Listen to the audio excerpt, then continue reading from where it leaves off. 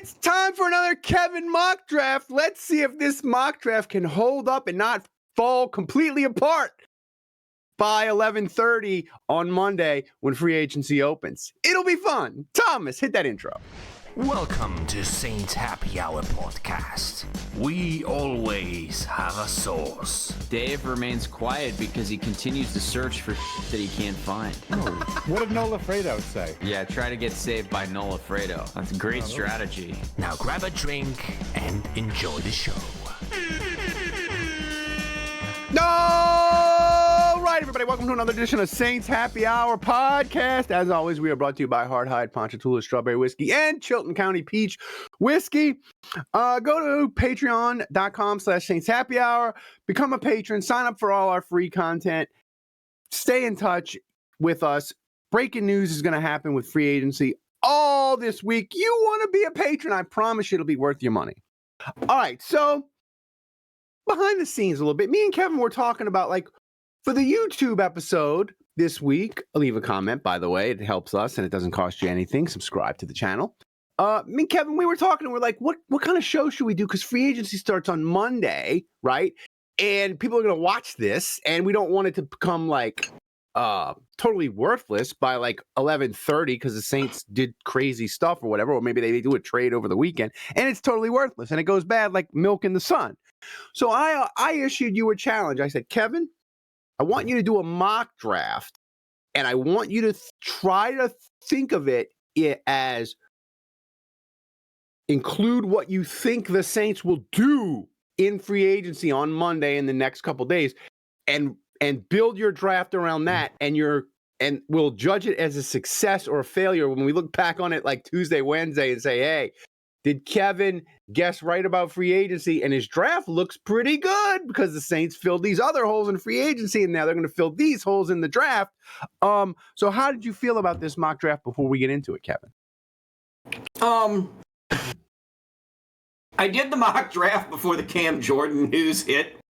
Oh, Lord. But here's the funny thing. My entire mock draft still works. The mock draft still works. Yeah, I don't think the Cam Jordan news affects, like, if he's staying, they can still draft an end. Like, he's 30, he's in his 30s. Like Cam Jordan, whether he ends up staying with the Saints because the actual deadline for free agents to sign with the Saints that are still in the team with the void years, it's 3:00 Wednesday. Like, the Saints could still do a deal with him at like 2:50 on Wednesday. Could all be kumbaya. He could come back. I would say that's not likely, but it still could happen. So that's an issue. And if Cam Jordan comes back, like, he's old, man. They still need to end, you know? So I mean, I don't necessarily think that's a big deal. So the other Saints news that happened was Kamara redid his contract with a rule, let's be honest, 90% of Saints fans didn't know existed. They converted his base salary to signing bonus, but the Saints don't pay him the signing bonus now because his 2027 contract is less in value than his 2026 contract. So it can be a quote unquote, in quotes, signing bonus that the Saints will pay eventually sometime in the summer or during the year. So basically it just means they could trade Kamara, or if Kamara decides he wants to retire, the Saints get the cap space. Now, something to monitor, but it made me really happy, Kevin, because it means the Saints and Mickey Loomis and Kai Harley are back on their bullshit with the cap. They're doing stuff that I didn't even know was possible. We are back. We are back. So how much cap room do they have now? They have $19 million of cap space, which in Loomis bucks, that's $4 trillion. So that's a little housekeeping, but let's get to this. As always, the cap is not real, kids. The cap is not real. The cap only stops you from doing everything you want. It never stops you from doing something you want to do. So listen, the Saints, $19 million, they can go out and be big spenders on Monday. So let's look at this mock draft. What did you do to start at 8? What did you do? All right. Hang on, man. I got allergies. Oh, yeah.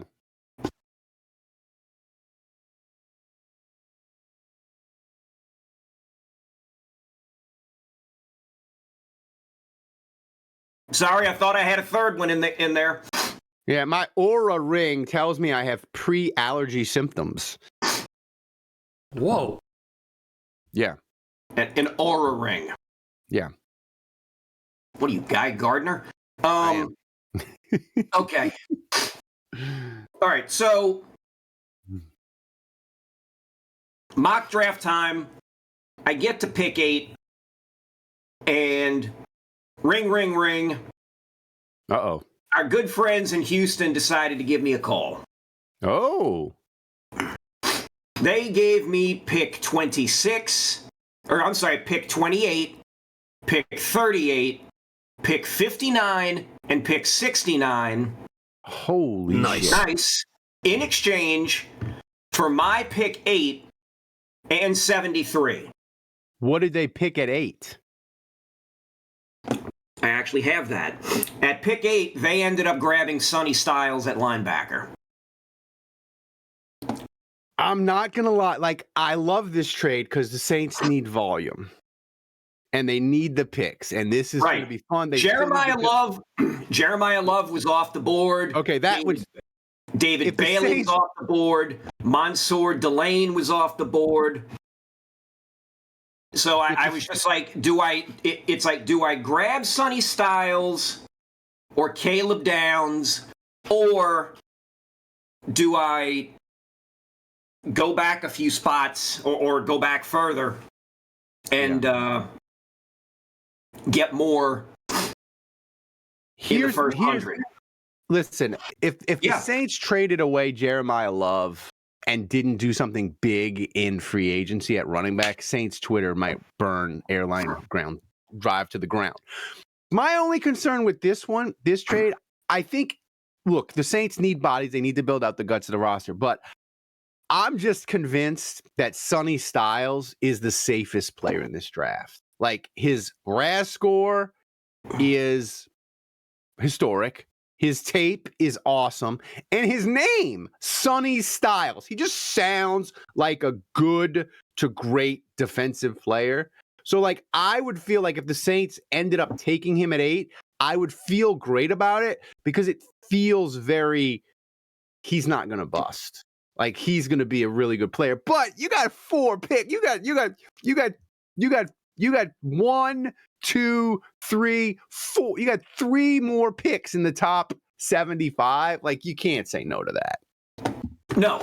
So what I ended up doing was, with the first pick that the Saints had. Well, before you get to the first pick, how did you base this in free agency and what you thought they would do? So get to you. No, good. Thank you for interrupting on that. I appreciate that. I figured that the Saints would get a wide receiver and they would get a guard. Yeah. They would go all offense. Okay, I like that. That's guard and wide receiver.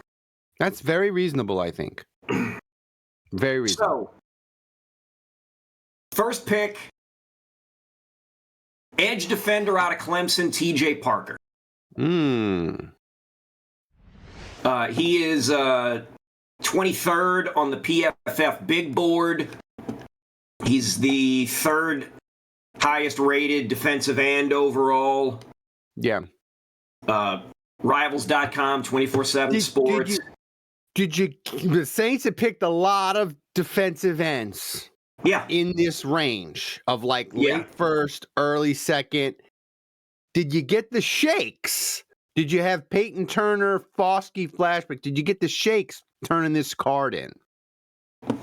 No, because I just looked at it like, well, like, honestly, I went into this thinking Cam Jordan is going to retire the following year.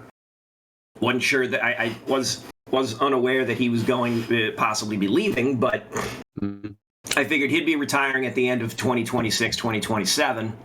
Yeah. So let's try and find his successor now. And let's try and find the guy who's going to do it, who could possibly do it from the rip.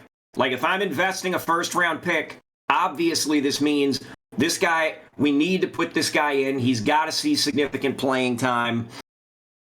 And the stuff that I had read about him made me think, okay, yeah, he can do the job. It's a concern, though. You got Foskey, you got Peyton Turner, you got Davenport.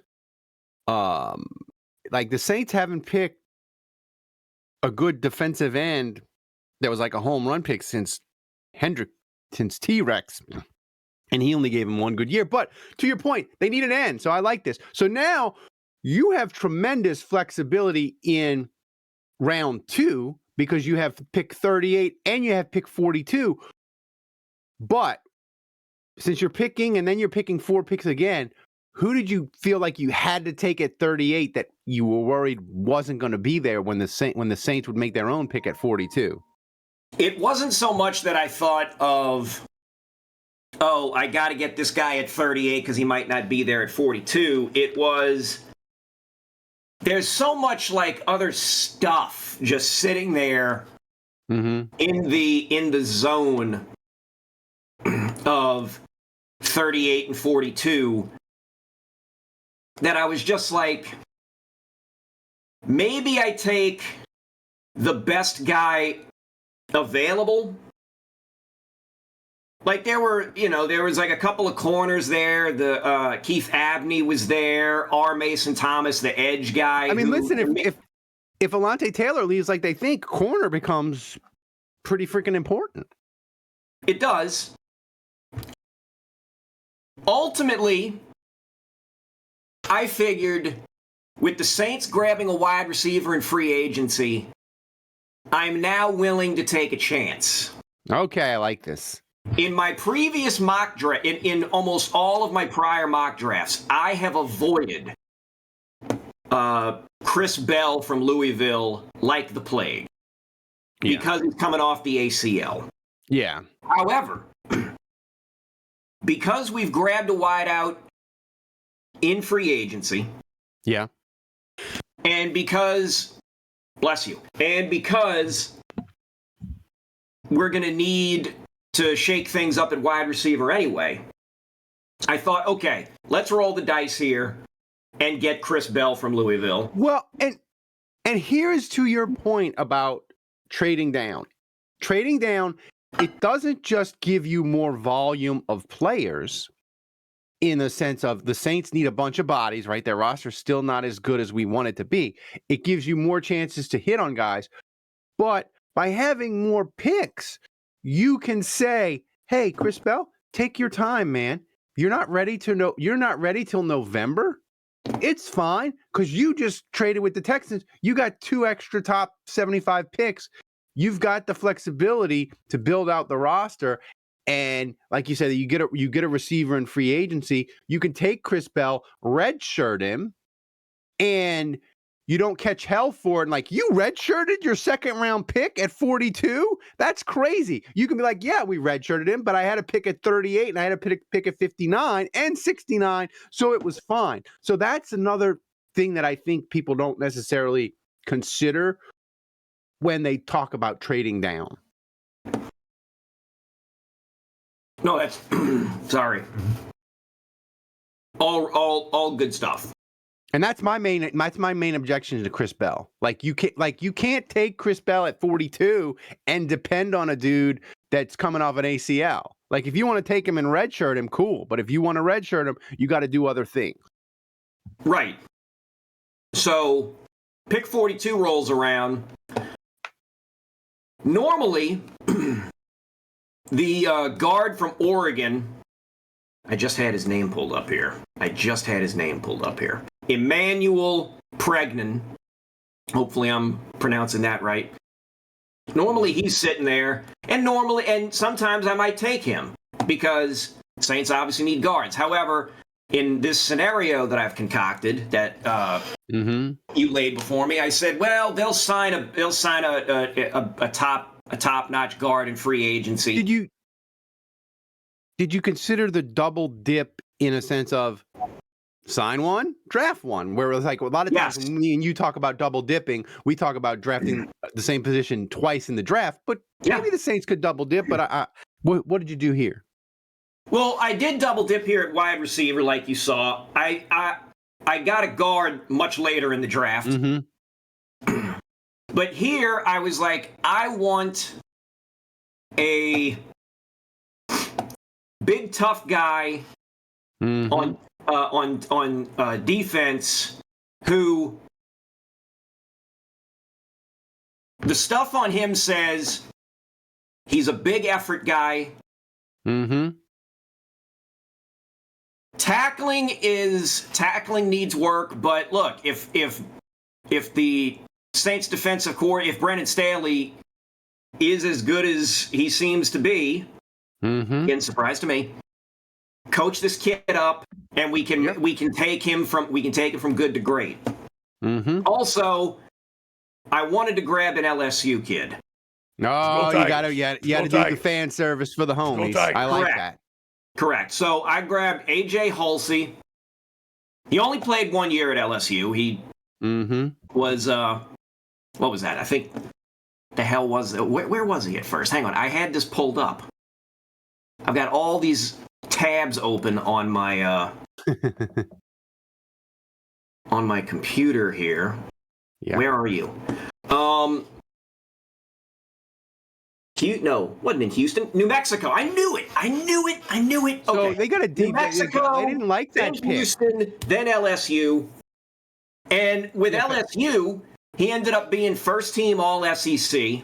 And was an All American. Played all 4 years. Yeah. Like, no injury issues. I like that. Say again? I like that. I like guys that are healthy. And I just look. I think the secondary is. I just think the secondary is going to need help. Is safety a priority? Is safety a significant priority? No. But I looked at this like we can get a guy who has the potential to be an absolute dog. I like the vibes based off of what I was reading about him. You got that dog? Get him. Yeah, thank you. He's not an undersized guy. And the LSU thing, look, I probably got swayed that's the cherry on top. He did play for LSU. And one thing that popped into my head with this is you said, well, safety's not a concern. They got Sanker, they got Reed. But remember, last year, the Saints, they loved Sanker, and they're like, hey, we're going to draft Sanker, but we're going to have Reed, and we're going to have Blackman, and Sanker is going to be our special teams demon, right? And he's going to help special teams, and it's going to make special teams great. And then they're like, Sanker's so good, he's starting, and he can't play special teams and be a starting safety, and special teams, as we know, sucked. So, like, drafting a guy and in the second round and being like, hey, you could be really important on special teams, again, not normally cool if you don't have a ton of extra picks, but you have a ton of extra picks. So picking a guy at safety and having him get up to speed and be great on special teams year one, totally fine. I like this pick. I like this pick a lot. I'm liking this draft too much, I think. I need to start being negative. What did you do at pick 59? Ralph's pants just got tighter. All right. We missed out. We missed out on Jalen Love. He was not there at 8. His backup. I love you. Jeremiah, what did I say? You said not Jeremiah. Jaden Love, yeah. Jesus. Sorry. Jeremiah Love, not there at 8. But his backup is there. Ooh. Backup, Jadarian Price was there at 59, so I grabbed him. Now, Irish. Yes. That's the other thing, you know. Third highest rated running back in the draft behind Jeremiah Love and Jonah Coleman. Fast, explosive, just what the Saints need. Yes. He's highly touted. The vibes are there with him. So I felt comfortable saying, or not even comfortable, I felt real good about saying, hey, the Saints are going to need a running back regardless. Oh yeah. Like, we need one. Even if they sign one in free agency, they're still going to need one. Yes, because we don't know what Kamara is going to be like next season. We really don't. Yeah. Kendra Miller, I'm prepared to completely write off. We don't know if Audric Estime is going to be with the team. Neal is fun, but we're not counting on him. Right. Devin Neal coming off an injury. We like him, but if he flubs if he's a flub year 2 or gets hurt year 2, it could be a situation where we have to say, all right, thanks for coming out. Yeah. So we need backup or we need backup starter. We need a body ready to throw into it. Yeah. And Jadarian Price saw a ton of action. Mm-hmm. Where the hell is this? There he is. No, I just had him. 11 total touchdowns last season, 7 the year before that, 3 the year before that. Yeah. He's had elevated usage. Mm-hmm. Now, granted, he's been he was splitting time with Jeremiah Love, but he got enough of a look that the scouts whose reports I look at seem to think he can be very good. So I'm like, all right, I'm sold. Mm-hmm. They're at 59, so let's go. Yeah, and look, he adds explosiveness in the Saints running game. Didn't get long runs.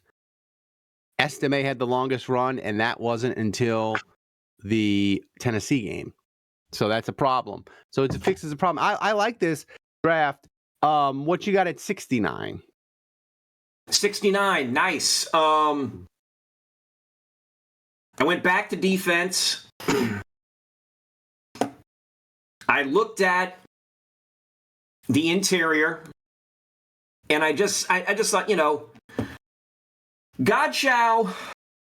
Yeah. How long's he really going to hang around? That's right. And he was playing less and less as the year went along. And I know the Saints were like, it wasn't because of anything he was doing. It was just different things. But I take that as like, maybe not a red flag, but that's a hint that his time's coming to an end. Christian Boyd, is his backup, but if we've got a potential to get a guy who can come in there and just take the starting job, let's go and do it. And let's lock. And if we can find our starter for the next 5-6 years, like seriously, let's do it. So yeah, I grabbed Big Orange. Uh-oh. Dominique Orange from Iowa State. He is 6'4", 325. He's managed to get, he played all 3 years that I can see here on PFF. Yeah. Decent run defense grade, which is more what I wanted anyway than the pass rush grade. You gotta Kevin, look, they gotta redo that interior. You've got Broughton. He played like 20 snaps. The Saints I know Staley and the Saints really like him, but 20 snaps is 20 snaps. Shepard was exceptional last year, but that's probably like Nathan Shepard's best year ever, and he was just a good, solid NFL defensive tackle. Like you said, Godchow, he might not be around. Brian Bresee, we don't know if the Saints are going to want to pay him, right? He's been okay as a late round first pick. He's not nothing special, right? Yeah. So if they're right on Broughton and they're right on Orange, suddenly you got your tandem at defensive interior, right? He also has long arms. You got some options, and you added him for this year with Shepard and Bresee. Now suddenly you got a nice group in there. And listen, I know we don't like to talk negative in the offseason, and I'm number one on that. Like I like to be positive. But looking at the Saints defense, Kevin, last year, they were incredibly healthy.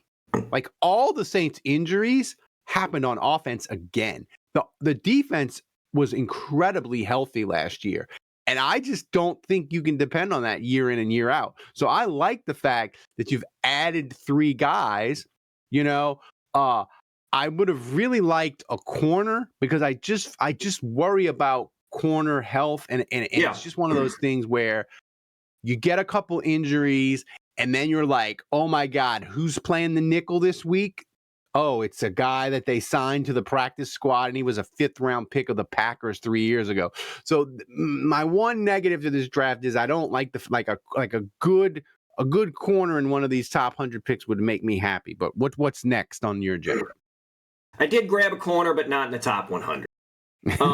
So now we are out of the top 100. We go to round 4. We're only doing 2 more picks here for the purposes of this pod, and then I'll tell you the other ones I got. Okay. So pick 130, pick 132. I rolled the dice that the guy I wanted at 132 would be there at 137, and guess what? He was. So I ended up getting what I wanted in back-to-back picks. Nice. So at 132, I grabbed the center from Kentucky, Jagger Burton. Ooh, sneaky good pick. Totally didn't cross my mind until now. Eric McCoy, injury concerns. Yes. The other good thing about Burton is he has experience playing at left guard and right guard. Yeah. So I like Jagger is a great name for jokes too. I like that. So when you go to the depth chart on whatever website of your choice, he will show up there as, if he has to get moved or if he has to play at guard instead, if he has to pop in at guard. I mean, granted, I don't know who the hell they would have at center at that point, but let's say Eric McCoy is healthy for more than half the season. That's right. Burton suddenly becomes a valuable backup, not only to him, but at either side of him. Oh, it's tremendous. Now have versatility. You now have a player who has versatility on the offensive line.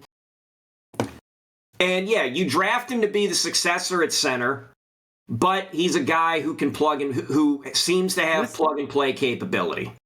Listen, if he ends up being able to give the Saints average play at center and even slightly below average play at guard, that's incredibly valuable. Fortner for the Saints, by all accounts, Kevin, I wouldn't say over his entire season with the Saints, he was fantastic the first month, but he kind of tailed off at the end. And I would say he ended up being a slightly average to above average center. He's going to get paid in free agency. Like, offensive linemen that are average are one of the most valuable commodities now because colleges just don't produce them like they used to, and they're hard to find. And Jaeger bombs on the offensive line would be just tremendous for me. So I got to figure out how he pronounces his name. Jaeger bomb is what I will call him. Jägermeister. That's fine. Right. So the last pick for the purposes of this mock draft here, the guy that pick 137, the guy who was still there. This is, put this down, check the timestamp.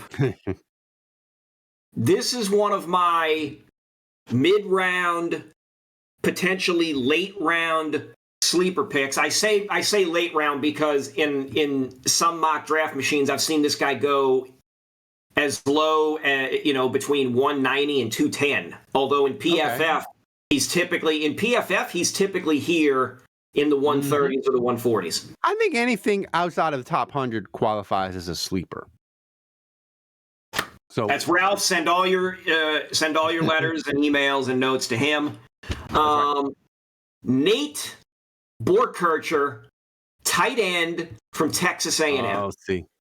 I think the Saints need a tight end. I know we're happy with Juwan Johnson right now, but with Foster Moreau up in the air, we don't know what's going on with Taysom. Jack Stoll got hurt. The UCLA guy, who knows? Yeah. Why not get a tight guy, end? can he block? Can this guy block? So the blocking with him is actually the main reason that I grabbed him, because according to PFF has his run block grade at 72.2, which is very high for them.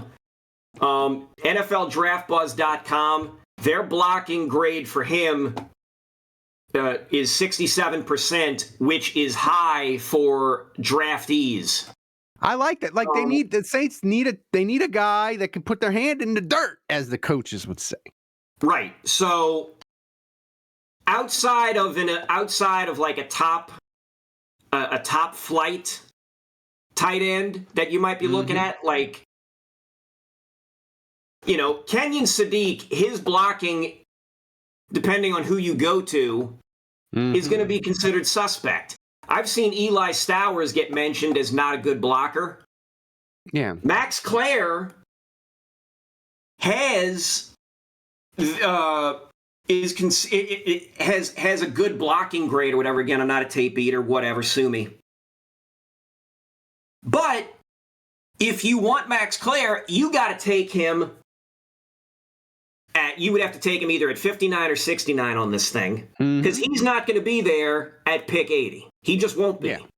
Yeah. So you either have to invest one of your top picks on tight end, or you got to wait until this mid-round stuff and try and find that guy that is a blend of things that you can get real good value. Yeah, and listen, like, this is a value pick. This is a guy that I think could be a decent tight end for somebody. If he's got the blocking and if he can make some catches. Like, this strikes me as a guy who he can wind up with 25 catches, 500 yards, three touchdowns. I keep hitting my own plate. 3 touchdowns. But his the real bread and butter is going to be, you'll see him on these big pass plays or these big runs where he'll be a guy making a block. Yeah, and listen, the Saints, they stunk in short yardage. They stunk in short yardage. And I think part of it was the interior stunk. The interior guards run blocking was terrible. But I also think tight ends couldn't block. And Foster Moreau never really got back to what he was as like a dependable blocking tough tight end. That injury, he just never got back to what he was. My thing too, Kevin, is these tight ends, like Tyler Higbee for the Rams, he's been playing 11 years. He got $4 million. He got 2 years, $4 million a year. And you say, well, that's not that much, but he's been playing for 11 years.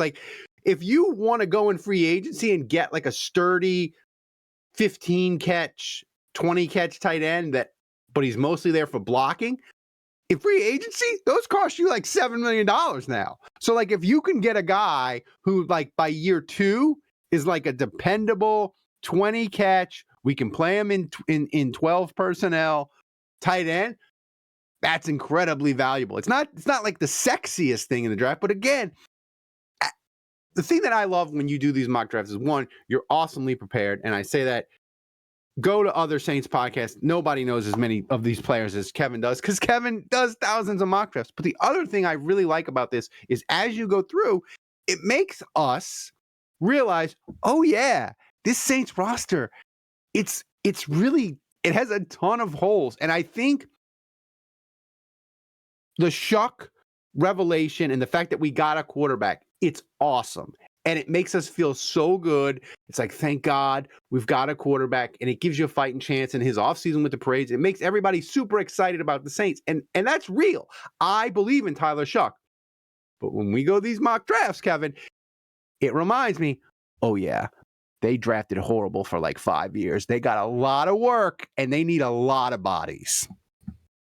Yeah, and I looked at the final 3 picks. Arkansas, DJ Campbell, the guard out of Texas, and in the 2026 NFL Draft Name Hall of Fame at pick 189, I grabbed linebacker Red Murdoch from Buffalo. Oh, Red Murdoch. That sounds like a villain from Lonesome Dove. Like Red Murdoch. Red Murdoch sounds like a guy that sounds like a name John Facenda would have said in those old NFL films. Like you'd see Red Murdoch like lighting up a dart before the game started, like on the sideline. Like 1960 whatever. It's like, all right, Murdoch, you got to try and tackle. Why can't I think of anybody's name right now? You got to go try and tackle this guy, and like Murdoch's like, Wouldn't even say complete words. Be like, I would say this: Red Murdoch. He could either be a 1970s linebacker that John Facenda loves, or he could be a private investigator that every night on CBS at 7:00, the ladies loved him in the 70s. Like that is a great name. If he doesn't get drafted and the Saints signed him as a UDFA, I mean, lock him in. He'll be my pick. Like. I'll buy all the Red Murdoch UDFA stock. Right. Red Murdoch was hanging out with Jim Rockford. Okay. That's right. That's right. Special crossover episode. Right. Of the Rockford Files. Or maybe like Red Murdoch if you live one season spinoff. Yeah, like if you're gonna do deep cuts like me, I love the Rockford Files. Like Red Murdoch was the voice on the answering machine. Opening theme song. My wife caught me watching the Rockford Files the other day, and she said, "My wife, you're such an old man." It's almost worse. It's a good show. Yeah, it is a good show. My mom was in love. My mom, well, I guess still in love, but still in love with James Garner. Like just watching the Rockford Files. That was it. It was the late local news. MASH and the Rockford Files for years on end. Rockford Files. So anyway, I love Kevin. This mock draft, I give you an A. Okay. Whoa. The free agency might blow it apart, but yeah, probably. If you're watching this, and you're watching this on a Monday morning, or you're watching this on some, if you're a patron and you're getting it early, if you're watching this, when this ends, click over to your podcast feed, go to patreon.com/Saints Happy Hour. We probably got breaking news. The Saints, by the time you've watched this, have probably already signed like 3 dudes. So I'm just saying. So thanks to Kevin, thanks to Thomas, the best producer on earth, and thanks to you guys for watching us, supporting us. We love you. And until next time, the bar is closed.